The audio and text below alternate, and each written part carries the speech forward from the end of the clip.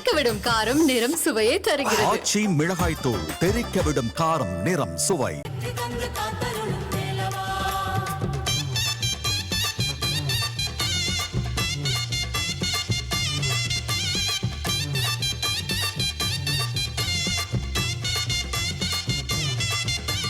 தைப்பூச யாத்திரை வழியெல்லாம் பூமழை எல்லாமே உன்னருளே வேலவா.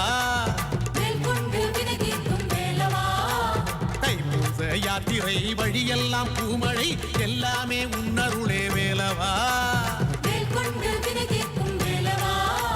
செல்வமழை பொழிந்திடும் சென்னிமலை நாயகா புகழோடு வாழ வைப்பாய் வேலவா. செல்வமழை பொழிந்திடும் சென்னிமலை நாயகா புகழோடு வாழ வைப்பாய் வேலவா. நீலமயில் ஏறியே நீதியை காக்கவே பள்ளி மணவாளனே வந்தவினை தீர்க்கவே திருநீரில் ஆடிடும் தணிகை மலை வேலனே பாமாலை பாடி வந்தோம் வேலவா.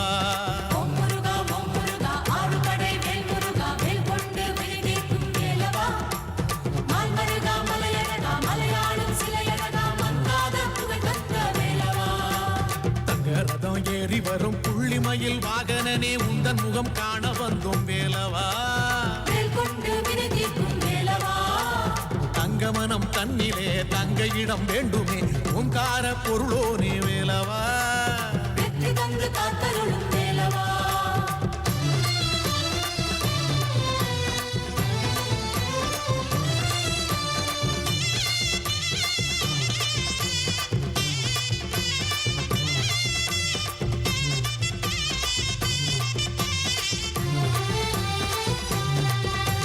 முத்தமிழின் வித்தகனே தத்துவ மந்திரத்தை நித்தம் உரைத்தாலே வேலவா. முத்தமிழின் வித்தகனே தத்துவ மந்திரத்தை நித்தம் உரைத்தாலே வேலவா.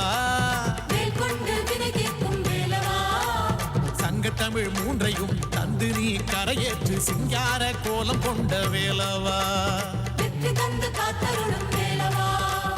சங்கத்தமிழ் மூன்றையும் தந்து நீ கரையேற்று சிங்கார கோலம் கொண்ட வேலவா. செந்தூரின் வேலவா பழனிமலை வேலவா பரங்குன்றின் வேலவா சுவாமிமலை சண்முகா 16 செல்வமும். திருச்செந்தூர் ஆண்டவனுக்கு கும்பாபிஷேகம், செந்தில் ஆண்டவனுக்கு கோலாகலம், அரோகரா முழக்கம் விண்ணை முட்ட, பக்தகோடி பெருமக்களுடைய பக்தி கடல் என்னும் வெள்ளத்திலே இன்றைக்கு முருகப்பெருமான் மிதந்து கொண்டிருக்கிறார் என்று சொல்லலாம். முருகனுடைய இந்த திருத்தலத்திலே சிறப்புகள் என்று சொன்னால் சொல்லிக்கொண்டே போகலாம். மத்தியான நேரத்திலே உச்சிக்கால பூஜை நடைபெறும் இந்த திருத்தலத்திலே. அப்படி நடைபெறும் பொழுது எல்லா நாட்களும் ஒவ்வொரு நாளுமே மதிய நேரத்தில் பால் அன்னம் தயார் செய்யப்பட்டு கங்கை பூஜை நடைபெறுகிறது இந்த தலத்தில். அது என்ன கங்கை பூஜை? திருச்செந்தூருக்கும் கங்கை பூஜைக்கும் என்ன சம்பந்தம்? அதை ஏன் இங்கே செய்ய வேண்டும் என்று நாம் யோசிக்கலாம்.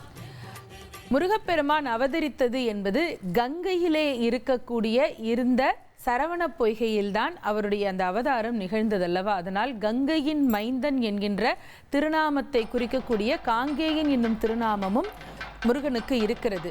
கங்கையினுடைய மைந்தன் ஒரு பிள்ளைக்கு என்ன கடமை? எவ்வளவு காலம் ஆனாலும் தாய்க்கு உணவிட வேண்டும் அல்லவா.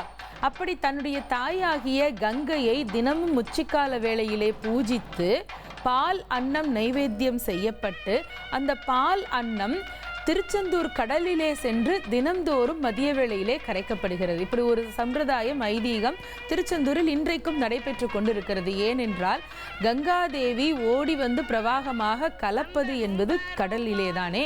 அப்படி அந்த கடலிலே இந்த அன்னத்தை கரைப்பது என்பது கங்கைக்கே சென்று சேருவது போன்ற ஐதீகம் என்பதனால் தன்னை ஈன்றெடுப்பதற்கு தன்னை தாங்கிய அந்த கங்காதேவிக்கு தினந்தோறும் அன்னம் இடக்கூடிய அந்த சம்பிரதாயமாக பால் அன்னம் நைவேத்தியம் செய்யப்பட்டு கங்கை பூஜை இந்த திருத்தலத்தில் தினந்தோறும் நடைபெறுகிறது.